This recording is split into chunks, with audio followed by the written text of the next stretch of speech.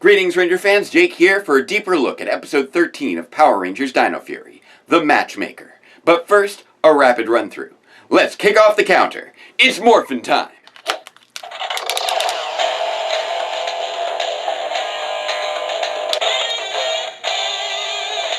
So we open on Izzy leading her training group to the local court. Because nothing ever goes wrong in the court. Where Javi notices her fancy hair. And fancier deodorant. So when he sees her with Adrian, Javi tells Adrian that he thinks Izzy has a crush on him and offers to set them up while a weird grinning athlete runs off. Surprise, it's Slither. He calls up Void Knight to borrow Fog Shell, who casts fog on the training group, which is now just Adrian, the Rangers, and Fern for some reason. So Zato has Adrian and Fern call the hotline while they morph, and Slither casts a Decepto Beam to make them think they're fighting henchmen when they're really fighting each other, and he kidnaps Adrian while Zato burns away the fog and the last real henchman with the blazing dino key. That's done, how about tacos? Izzy's gonna hang with Fern, so Javi invites himself and calls up Adrian, who's tied up with Slither, who then disguises himself as Adrian, showing up in an awkward cap and fanny pack to interrupt Javi's already awkward intrusion on Izzy's lunch with Fern. Awkward. Javi pulls Fern away. She's not into you, dude. Leaving Izzy with fake Adrian, who professes his love through poetry. On a scroll! Before she ushers him off to an alley and asks why he's not himself. Because he's not himself! Slither drops the disguise to attack, but Izzy escapes to the base, tells the others, and Javi realizes Slither overheard him setting up things with Adrian. Why did you set up your sister without asking, dude? Where is Adrian? Hello, kidnapper? Slither answers and demands a sports chest, so the Rangers use the double key with Morphed Javi delivering the fake package to the baddies at the plaza, which Mucus teleports away with. But you want Adrian back, pay up with a dino key. Instead, he's joined by a married couple that attacks Fogshell with a baby stroller. Teddy bear in there, not like RPM. Fouled by an old lady who flips into attack Slither as a sanitation worker runs into free Adrian, who runs off just as the four civilians reveal themselves as Rangers in disguise. Wow, Zato works to grandma look. So they morph and fight off some henchmen until Fogshell grows and they summon the Zords, but Slither casts another Decepto Beam on Fogshell's fog to make the T-Rex attack the Tricera and Ankylozords, leading Zato to summon the Dimetrazord to form the T-Rex Blazing Megazord,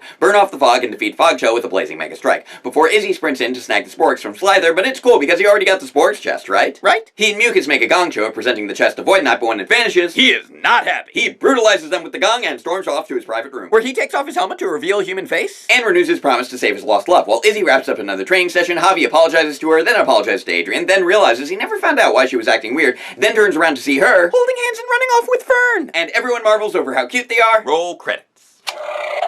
And that's the end of the episode. Now, let's take a deeper look. Well, this was a big one. Fans have been hyping up and pushing for this episode for a very, very long time, and showrunner Simon Bennett has already publicly claimed it as his all-time favorite. Out of all of the episodes that were released internationally, this was the one most heavily discussed, and the big spoiler of the final scene was basically unavoidable on social media. And while it would have been nice to go into it spoiler-free, Power Rangers finally has its first ever series canon LGBT Ranger. While we've previously had Trini in the 2017 movie subtly implying her orientation, as well as the Solar Ranger Ilarion being heavily implied to be in a relationship with Remy, which was later confirmed by both the comics and her appearance in the Legacy Wars mobile game, plus plenty of other characters like Haley, Riley, and Monty, who were often intended to be coded as gay, this is the very first time we've seen such development in the show itself.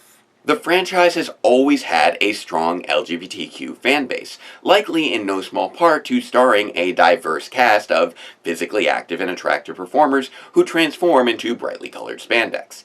And between those fans, LGBTQ former cast members, and long-standing LGBTQ crew members, there has long been a big push from everyone to see proper representation in the series. And now that we've finally gotten there, it's frankly surprising how normal this all feels. Now, part of that is likely because the episode was spoiled for so many fans in advance due to the big excitement of the television breakthrough, but the actual context of the episode itself presents this massive development in a way that feels extremely natural and ordinary. Javi clearly makes a strong assumption on his sister's orientation when attempting to set her up with Adrian, but the reveal of her attraction to Fern is treated as a simple clarification rather than a shocking reveal, with all of the characters simply being happy that she found someone to be happy with.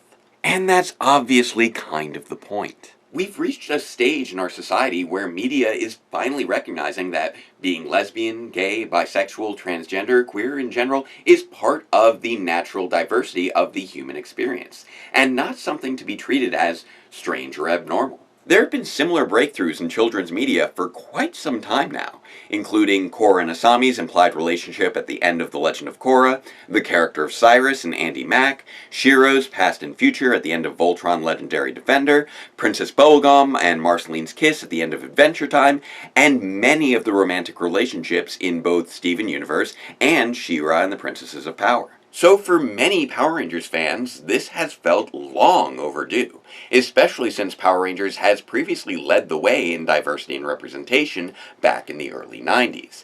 And all of these examples have only been within the last 7 years, starting with Korra back in 2014. That being said, having this reveal be at the midpoint of the first season, and having Izzy as an actual human main character, does still put Dino Fury ahead of a lot of the other series that relied upon non-human gender coding and last-minute developments. Not the Owl House, though. The Owl House is basically right there on the same track. That being said, much of this is likely tied to the 2015 Supreme Court case of Obergefell versus Hodges ruling same-sex marriage legal in all 50 states, correlating to a huge shift from 60 to 70% public approval during the latter half of the last decade, even as other legal rights still continue to be a major recurring struggle for the LGBTQ community as a whole. So to have so many of our characters react so positively to Izzy and Fern's relationship does feel surprisingly natural in the context of our current society, in a way that probably would have seemed overly idealized just a few short years ago. Although Power Rangers does have a bit of a history idealizing complex social issues. Specifically with regards to writer Mark Litton's comments that traditional racism does not exist in the Power Rangers universe, due to the production team choosing to present a world that is more aspirational than representational of our own. All of that said, when we get to the episode itself, it's interesting that Izzy and Fern's relationship reveal isn't the only thing that feels surprisingly normal, as there are a lot of familiar tropes at play in this story. We have mistaken identities, shape-shifting villains, a kidnapped civilian, a ransom switcheroo, rangers in wacky disguises, all tried and true Power Rangers plots that have appeared before in too many episodes to list here. I'm tempted to, but I will restrain myself. And it feels like this choice may be deliberate, normalizing the episode's groundbreaking reveal by literally placing it within as normal an episode as possible.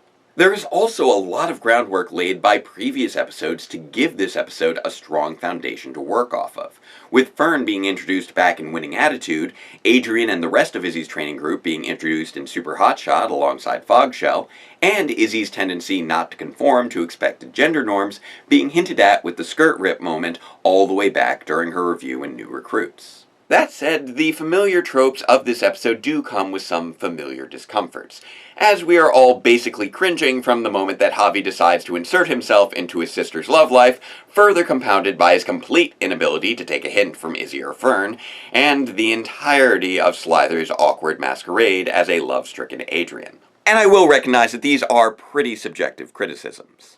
I'm just not personally into cringe comedy. I recognize that it's a whole genre, but I'm just not a fan of secondhand embarrassment. However, I will give credit to the episode for not lingering too long on Slither's whole Adrian routine, and actually recognizing that behaving in an openly embarrassing manner is kind of a brilliant way to get Izzy herself to usher them both into someplace more private, giving him the perfect opportunity to enact his plan of kidnapping her, even if it does instantly fall apart. I also would have appreciated a bit more context on the history of Izzy and Javi's relationship as step-siblings, since it's not ever established whether Javi has ever tried to interfere with her romantic relationships before, or even if she's had romantic relationships before that would lead her brother to make such assumptions about where her interests lie. We know explicitly that Fern doesn't date boys, but does Izzy? It would certainly help clarify why a brother that she appears to have such a close connection to would make such a clear error in judgment. Now completely separate from Izzy's plot, but still important to the episode, has got to be the return of Void Knight after a week's absence, along with the sudden reveal of his currently nameless but apparently human identity. Once again, even with his limited appearances, Void Knight continues to seriously deliver as a compelling villain, with his brutal reaction to the Spork's deception being genuinely shocking, as he basically chops Mucus in half with the first object he can get a hand on, and sends Slither scurrying away in blubbering terror.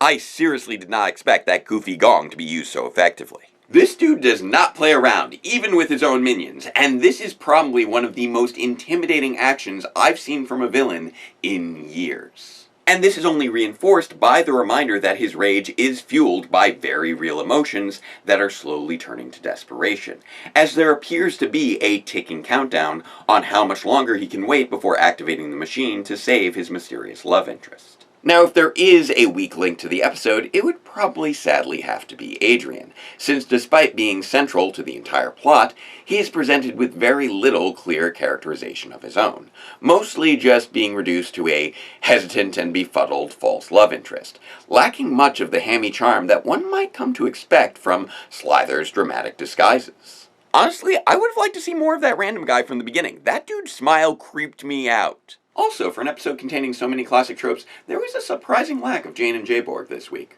But ultimately, I do feel a bit odd trying to pick apart such a clearly important episode, as my biggest source of disappointment was really just that I failed to successfully go into it spoiler-free, so that I could have seen what level of genuine surprise I could have gotten out of the reveals if I had not seen them coming. Of course, I recognize that none of this is the fault of the episode itself, which layers together a series of both deceptions and misunderstandings with some genuinely fun and creative action, while finding surprisingly natural ways of digging deeper into the characterizations of both our heroes and villains. Congratulations, Power Rangers, on finally being able to give us Izzy and Fern as the series' first ever gay power couple. And also having your Red Ranger perform an acrobatic fight dressed as an old woman with a walker, because that was awesome. So make sure to join me next time for a deeper look at episode 14 of Power Rangers Dino Fury, Old Foes. And if you would like to share this week's rapid run-through, you can find it as a standalone clip over at Morphin Legacy's YouTube channel. Please like, share, subscribe to us both, ring the bell for future notifications, and until next time, farewell Ranger fans, and let the power protect you.